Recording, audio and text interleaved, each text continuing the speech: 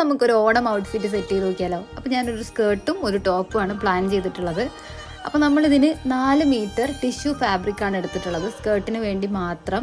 Top നമ്മൾ separate ഈ ഒരു ഫാബ്രിക് വെച്ചിട്ടാണ് സ്റ്റിച്ച് ചെയ്യുന്നത്. ഒരു പീച്ച് കളറാണ്, നല്ല ഭംഗിയുള്ളൊരു ഫാബ്രിക്കാണ്.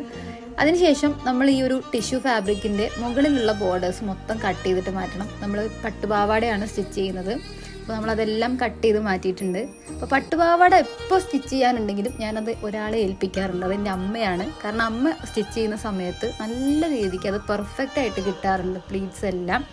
മാത്രമല്ല ഇന്ന് നമുക്ക് ഒരുപാട് വർക്ക് വേറെ ഉണ്ട്. കാരണം നമുക്ക് കിഡ്സ് വെയറിൻ്റെ കുറച്ച് ഓർഡർ കിട്ടിയിട്ടുണ്ടായിരുന്നു. അപ്പോൾ അത് മൊത്തം ഇന്നിരുന്ന് കട്ട് ചെയ്യണം.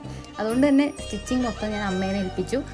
അപ്പം അതെല്ലാം കഴിഞ്ഞ് നോക്കിയപ്പോൾ കണ്ടില്ലേ, നമ്മുടെ പ്ലീറ്റ്സ് മൊത്തം നല്ല പെർഫെക്റ്റ് ആയിട്ട് കിട്ടിയിട്ടുണ്ട്. ദാറ്റ്സ് വൈ ഞാനിതൊക്കെ അമ്മേനെ ഏൽപ്പിക്കുന്നത്. അപ്പോൾ അമ്മ അത് നല്ല വൃത്തിക്ക് ചെയ്ത് തന്നിട്ടുണ്ട്. ഇനി നമുക്കിതിൻ്റെ ടോപ്പ് സ്റ്റിച്ച് ചെയ്യാം. അപ്പോൾ ആദ്യം വിചാരിച്ചത് ഒരു ക്രോപ്പ് ടോപ്പ് മതി എന്നാണ്. പിന്നെ ഞാനതൊരു പെപ്ലം ടോപ്പ് ആക്കിയിട്ട് മാറ്റി. കാരണം നമ്മൾ നന്നായിട്ട് മെലിഞ്ഞിരിക്കുന്നതുകൊണ്ട് തന്നെ ഈ ബ്ലൗസും സ്കേർട്ടും എനിക്ക് അത്രയ്ക്ക് അങ്ങോട്ട് മാച്ച് ആവുന്നില്ല.